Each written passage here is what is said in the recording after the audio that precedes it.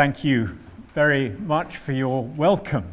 My wife Carolyn has flu. She's very sad not to be with me today, but I'm delighted to be back here with you. We listen this morning, if you'd like to turn back to that first reading that we heard in Daniel chapter 7. I think it's page 744 in the church Bibles. Daniel chapter 7. And we listen this morning to one of the most extraordinary dreams in human history. It's a dream which is at the same time terrifying, and it really is terrifying, but also deeply comforting. And you may be saying, as this was read, as Reuben read this, you may be thinking, this is a very puzzling dream. I wonder if I can understand this. And I just want to say at the beginning, the key to understanding this dream is not being very clever. I'm sure some of you are very clever, others of us may be less clever. But how clever you are is not the key to understanding this dream. I'll tell you the key right up front, and it's this. If you are finding the world a painful, a sad, a difficult place to live in, and you sometimes feel that you're being all chewed up inside. It's as though there's some kind of monster chewing you up. It may be somewhere in your workplace, and it's really, really difficult there, or a head teacher, or a supervisor, or someone with power over you in your family, and they're treating you badly. Or it may be inward struggles with temptation and testing in your state of mind and heart, or just all the troubles and miseries of living in a broken world, and it really gets to you, and you come to church, as a friend of mine says, many people do, quietly desperate, and you may be smiling outside, but inwardly you are desperate for some good news. If that's you, Daniel 7 is the most marvelous part of the Bible to listen to. If your answer to the question, how are you, is, well, I'm fine, then Daniel 7 may not make much sense, but listen in, because there'll be times when you're not fine. Store it up in your mental and your emotional treasure box. The book of Daniel, chapter 1, gives the background. Daniel and his friends are a number of people who were taken forcibly out of their land, the land with Jerusalem as its capital, the promised land of God, to Babylon as exiles, and they're out of their land, they're away from their land. And chapters 2, 3, 4, 5, 6, and 7, this is, I don't know whether this will interest you, but most of the Old Testament is written in Hebrew, but Daniel chapters 2, 3, 4, 5, 6, 7 is written in a slightly later language called Aramaic. We don't know quite why they're written in that language, but chapters 2, 3, 4, 5, 6 are the really well-known ones, with the exciting stories that get into children's storybook Bibles, the fiery furnace, Daniel and the lion's den, those kinds of things. And a number of the children showed they were very familiar with them earlier, and that was great. Daniel 7 is the last of that section, but it's also the beginning of some strange visions that fill the rest of the book. And so Daniel chapter 7 is a kind of linchpin, it's a kind of hinge chapter. It's a really, really important chapter in the book of Daniel, plus it's quoted a lot in the New Testament. About 5.5 centuries before Jesus came, and Daniel has this dream to beat all his other dreams. It's a dream in 3 parts. So first of all, if you've got your Bible open, verses 1 through to 8, there are beasts. Daniel is by the sea. He has this dream. Most of our dreams are just fuzzy-wuzzy things. You wake up and someone says, what's it about? And I say, well, I don't know what it's about. But Daniel knows this is a God-given dream.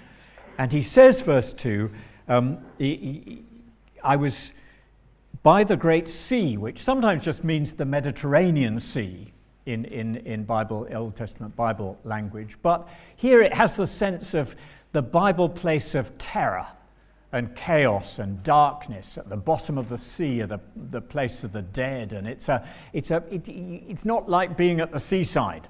for a holiday. This is a frightening place. And the four winds of heaven stirred up, which is a way of saying there is the mother and father of a storm, and it's a terrifying picture in Daniel's dream. And then it gets worse because these four great beasts, these monsters, come out of the sea. And the first one is like a lion, the king of the jungle. Just in the previous chapter, Daniel's been in the lion's den. But this lion-like creature has wings like an eagle's wings. So the eagle, which is the kind of king of the birds of prey, and the lion, which is the king of the jungle. This is a kind of predator's predator. This is a terrifying creature. It's a sort of hybrid. It's a distortion of the created order. You can see a lion in the zoo, you can see an eagle, but you can't see anything like this. It's something distorted and wrong. And then it's made to stand on 2 feet like a man, and the mind of a man's given to it. So this strange creature looks and sounds sort of human, but actually it's beastly and ugly and a predator. There's something very frightening about this lion. But then before Daniel has time to get used to this beast, verse 5, there's another beast. And this one is like a bear. I don't know if you've been walking in, say, Canada or somewhere in the forest where they say, watch out for the bear. And I vaguely remember there's one bear you're meant to make a lot of noise and frighten it. There's another bear you're meant to get out of the way. And I can never remember which is which. And I always think if I met a bear, I'd have to say, excuse me, are you a grizzly bear? Or, what sort of bear are you? But it may then be too late. But this is a really frightening bear. And as you see this bear, it's raised up on one side. Nobody's quite sure what one side means. It may mean it just gets up on its hind legs and stands up, as bears sometimes do, rather than being on all fours. But look at it. It's got 3 ribs in its mouth between its teeth because it's been eating. And it's told, arise, devour much flesh. So you've got this lion-eagle thing, which is a predator. And then you've got this bear, which is kind of insatiable. It just keeps eating. And you discover later that all these monsters are kind of pictures of human power when it gets spoiled in the world. This is the world we live in. And here, this is not a teddy bear or a Paddington bear. And this is a bear that in its misuse of power, whether it's the unwanted bodies of old men and women, or the unwanted bodies of unborn boys and girls, or the unwanted bodies of undesirable people of another race, and massacres and genocides, all that sort of thing that goes on in the world, this bear is the sort of picture of that kind of terrifying misuse of power. And then before Daniel has time to get used to this, in verse 6, there's another beast. And this one's like a leopard, so it's fast. And it has 4 wings of a bird on its back. I don't know quite what that means. It may mean it can kind of jump or fly in any direction, but there's something very fast and frightening about it. And it's got 4 heads, and that usually means 4 heads, one looking in each direction. So you can't hide from it. It can see everywhere. It's inescapable. It's kind of picture of power that you can't escape from. I think in Hatfield House there's a famous portrait of Queen Elizabeth I in which her dress is covered with eyes. And it was a propaganda portrait that was sent round, copies of it around the country. It was a sort of way of saying, with my spy network, I can see you wherever you are. And this leopard is like that, only much worse, with 4 heads. And you can't escape this frightening power. Well, these first 3 beasts are bad, but the 4th one, in verse 7, is worse still.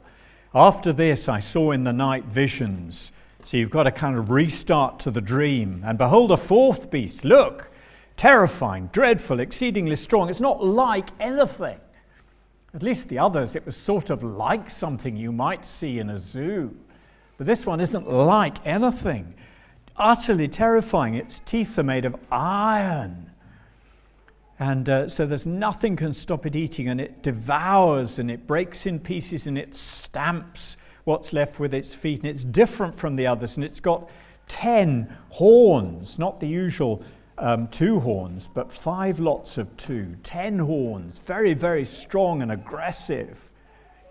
And it's a terrifying thing, and it's hard really for us in fairly civilized England to get the feeling for this. But I was reading some years ago of a New Zealand fishing boat trying to get some sort of toothfish in the waters off Antarctica.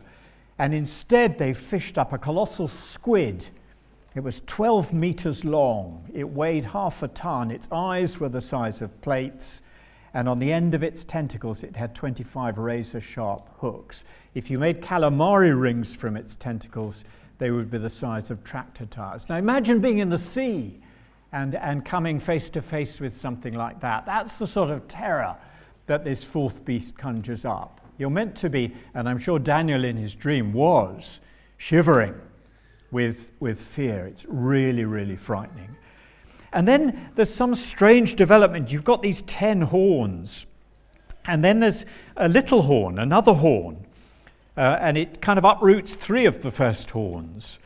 And in this horn there are eyes, like the eyes of a man, and a mouth speaking great things, which means boastful things. So it's very full of itself. And you discover later that these are a sort of picture of 4 kings or kingdoms or dynasties or something like that. And nobody knows, presumably in Daniel's day, they were some particular kings or kingdoms. And, you can do PhDs on this as to which they were, and you'll be none the wiser at the end, but you'll have a PhD, so that'll be good. But that's not really the point. So the book of Revelation at the end of the Bible in chapter 13 has a similar-ish sort of vision. And the point of it is this: human power, because of our greed and our selfishness and our sinfulness, human power is always a distorted and a subhuman and a beastly thing. It looks human, it sounds human, but it's beastly. I suppose that's why in Christian fantasy, like the Narnia stories or the Lord of the Rings or the Wingfeather saga, which my wife and I are reading at the moment, I suppose it's why the forces of evil tend to be portrayed as sort of humanish creatures like wargs and goblins and orcs, or the fangs of Dang. And they're sort of humanish, but they're obviously not. They're beastly, and there's something ugly about that. Now, the Bible is utterly realistic about the world we live in and what a frightening world it is. I don't know which countries you're in touch with. I've been in touch with friends in Nigeria, where the Christians are being persecuted every week, every month. Doesn't usually get to our media. A friend of mine, his nephew and wife were kidnapped. Some of the members of the church were kidnapped recently. A friend in Ethiopia. And you will be in touch with plenty of other parts of the world where it's very obvious that human power is used in a subhuman way, a beastly way. And if I may just pause there after that first part of the dream, we mustn't be seduced by human messianic figures. We love a great, handsome, good-looking leader who sounds impressive. We must never be seduced by that. All human power is subhuman in some way. Even the very best of our leaders are less than they ought to be. And we're not to be surprised by that. And if I can say this, we're not to be fooled by the sort of myth of progress, that things are getting better and better and better. Because in Daniel's dream, they don't get better and better and better. They get worse and worse. And it's really frightening. And the Bible is utterly realistic that the world is a frightening place. There are beasts. But then, in the second part of the dream, from verses 9 through 12, they will be punished. And there's an extraordinary scene, equally frightening in a way, but frightening in a much better way. There's a change in the music. And it's almost as though there's a split stage in Daniel's dream with a one-way mirror between them. So Daniel can see both parts of the stage. On one part, he sees the beasts rampaging around and the horn speaking boastful things. And then the beasts can't see this, but in the other part of the stage, thrones are placed, verse 9. Unthreatened by anyone, they're placed, these thrones. They can't be moved. And the Ancient of Days, unconstrained by time, not old and withered as I'm becoming, but outside of time, beyond time. The beasts come and go. But here is one who is God eternal.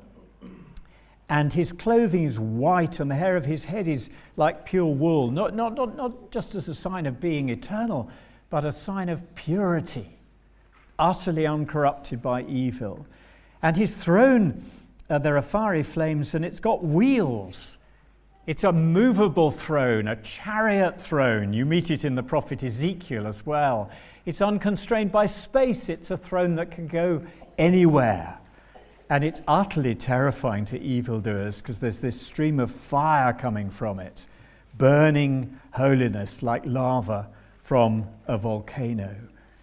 And this huge army, thousands and thousands and 10,000s of 10,000s. You're not meant to do mathematics on that. It's just a lot, a big lot, an unbeatable army backing up this throne. And then books are opened, verse 10. There's no secrecy. All the things that people have done and said that they thought were hidden, that other people would never know, the books are opened and everything is seen and heard and brought out into the open. And it's a terrifying scene, but it's also a wonderful scene. And the little horn doesn't seem to have any idea about it, because in verse 11, the little horn is still speaking. How great I am, how important I am, how powerful I am, etc. And you want to say to the horn, behind you, it's like a pantomime almost, except it's far more serious than that. You want to say to the little horn, look at the thrones that are placed, look at the Ancient of Days, look at the stream of fire. You're in big trouble. And sure enough, he is, and the beast is killed. And the other beasts, their dominions taken away, but their lives are prolonged. There's a sort of, the world is still a messed up place, but somehow the victory's been won and the judgment has been given. And sometimes that happens in human history, but ultimately it looks to the end of history. So there are the first two parts of the dream. There are beasts, and the Bible is ruthlessly realistic about what a painful, troubled, distorted world we live in, and we all know that. And then the Bible says they will be punished. But the third part of the dream, verses 13 and 14, a man will rule the world. I saw in the night visions, and behold, look, with the clouds of heaven, and the clouds, so often in Bible language, the clouds indicate that God is present. You get that at Mount Sinai. Particularly, you get clouds. God is present, and there are clouds of heaven, and there comes one like a son of man. Beast, beast, beast, beast. And now there's a human figure, a perfect human figure who is also divine. He comes with the clouds. Here is one who is perfect God and perfect man, and he comes as the second Adam, the last Adam. We've sung of him in a way in Psalm 8, as we've just sung. And he comes to the Ancient of Days. None of the beasts get allowed access to the Ancient of Days. But this divine human Son of Man comes to the Ancient of Days, and he's presented to him, and he's given dominion, legitimate power, and he's given glory, visible power, and he's given a kingdom, absolute power, so that the whole world will serve him and will do so forever. It's an extraordinary picture, and you're bound to be asking, as Daniel will have asked, who is this divine human figure?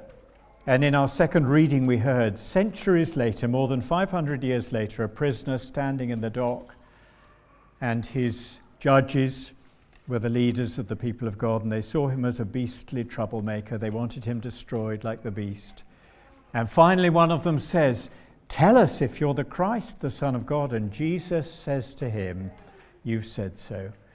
But I tell you, from now on you will see the Son of Man seated at the right hand of power and coming on the clouds of heaven. Jesus knew what he was talking about. They knew what he was talking about. They knew the book of Daniel. They knew Daniel 7. Jesus knows that they know Daniel 7. And Jesus is saying the Son of Man, this human figure, his favorite title for himself as he walked in Galilee and Jerusalem, his favorite title, the Son of Man. You will see the Son of Man seated at the right hand of power, with the Ancient of Days, he might have said, and coming on the clouds of heaven. And it's an extraordinary thing for a man to say. And he's saying, if you know the Bible, you'll know that right at the beginning of creation, God created Adam and then Eve, so that Adam with Eve at his side would govern the world as the world ought to be governed. Human being governing the world, a man governing the world, that's how it ought to be.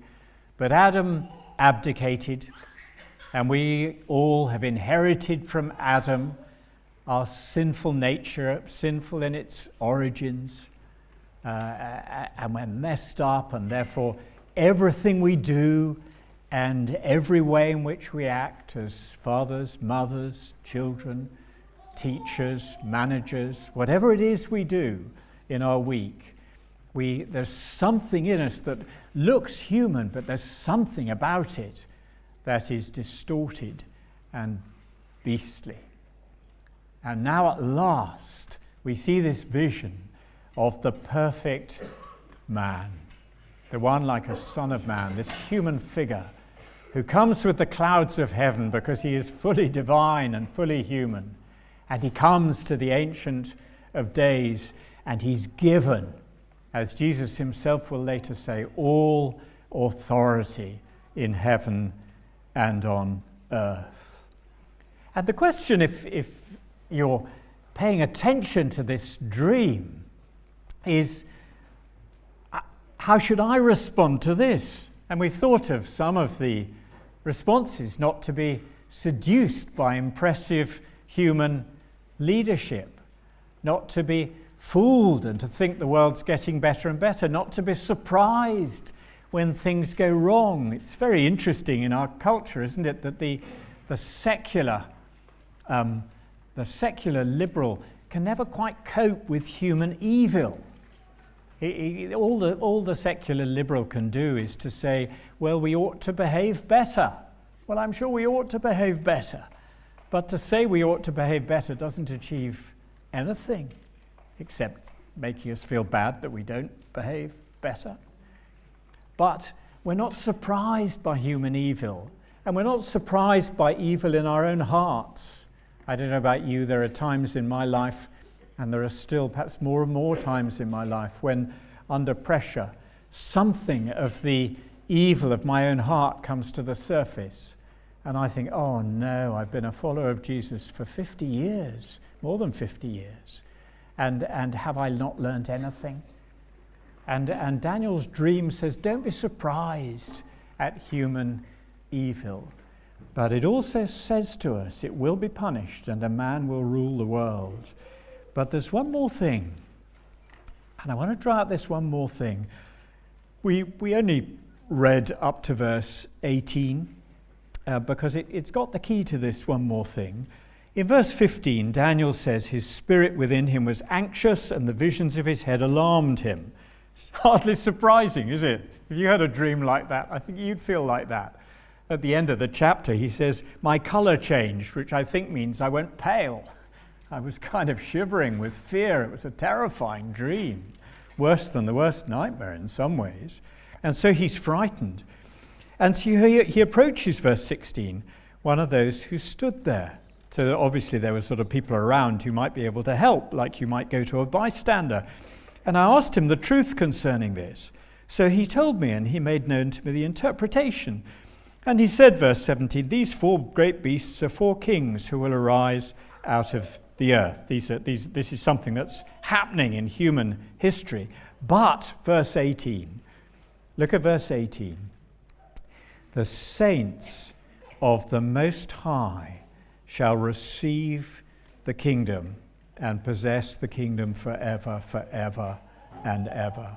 The saints of the Most High. And you discover something really important, which is that this man, this divine human figure who comes with the clouds of heaven and is given dominion and glory and power and a kingdom, you discover that he's not just a solitary individual, he's the representative man who leads a people. And you discover as you read the rest of the Bible that every man, woman, and child who belongs to him will be, in the language of this chapter, the saints of the Most High, the set-apart people. And that, as Jesus himself said, it is my Father's good pleasure to give you the kingdom. In the Gospels, he says, fear not, little flock. You're very weak. I've sent you out as sheep in the midst of wolves. It's a frightening world, and plenty of our Christian brothers and sisters know what a frightening world it is. But it is my Father's good pleasure to give you the kingdom. And the Bible teaches this astonishing and wonderful truth.